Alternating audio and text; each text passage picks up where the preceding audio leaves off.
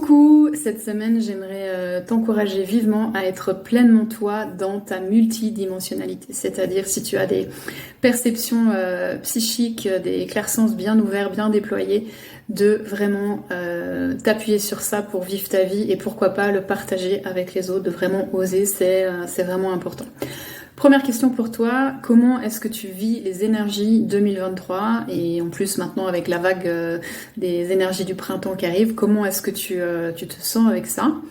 Pour moi, quelque chose que je ressens depuis la fin 2022, c'est que 2023, c'est vraiment une année qui permet des expansions très très importantes et je l'ai vécu encore il y a 2-3 semaines. Il y a des choses, des ouvertures à des nouvelles informations ou des informations qui étaient déjà là, mais dont on va se rappeler petit à petit encore plus, qui vont ouvrir des portes et faire péter vraiment nos systèmes de croyances. Donc il y a une possibilité vraiment d'activer ça de manière miraculeuse. Ça ne veut pas dire que c'est facile et que c'est de tout repos. Donc petite chose importante que j'aimerais te rappeler, le travail sur soi, c'est jamais terminé. C'est à la fois génial que ce soit jamais terminé, parce que du coup, c'est passionnant, c'est excitant, il y a plein de choses à découvrir. Et en même temps, ça peut aussi être très fatigant et très épuisant.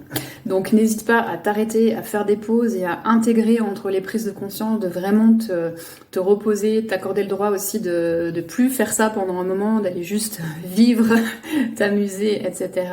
Foutons-nous aussi un petit peu la paix. Il faut alterner ces temps-là pour vraiment que ça puisse s'intégrer. On peut aussi rappeler à l'âme qu'on est dans un corps physique, dans la densité matérielle et qu'on fait donc du mieux qu'on peut avec le rythme qui est là.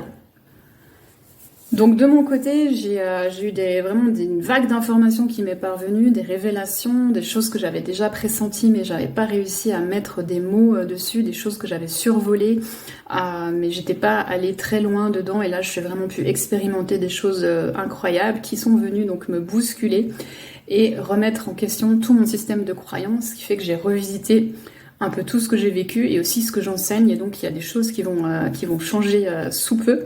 Par rapport à tout ça, c'est à la fois très fatigant et merveilleux en même temps.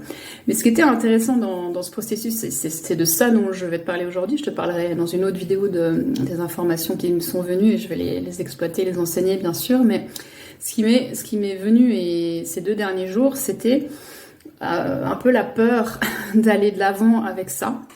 C'est-à-dire de vraiment m'exposer et me montrer dans ma vérité absolue par rapport à ça. Voilà, sans dire qu'il y a une seule vérité et qu'il n'y a que la mienne qui est juste. Hein. Il y en a d'autres qui font ça très bien. Il n'y a pas une seule vérité, bien sûr. On a plein d'informations, mais ça me paraît très important de les partager, qu'on partage le plus possible, qu'on ose dire les choses, parce que c'est ça qui va nous libérer, en fait. Hein. Les personnes qui cherchent à nous contrôler, à nous manipuler, elles nous maintiennent dans la peur parce qu'elles essaient de nous interdire l'accès à ces informations. Mais ces informations, c'est accessible à tout le monde puisque ça vient de l'univers et de ton âme. Donc, ne pas avoir peur d'oser en parler, partager ça, s'exprimer, questionner, ça va être très très important. Pour moi, il y a 2 causes quand on a peur d'aller là-dedans par rapport à s'affirmer dans le développement de ses capacités psychiques et de ses connexions quantiques avec l'âme, avec les guides, avec d'autres mondes, etc.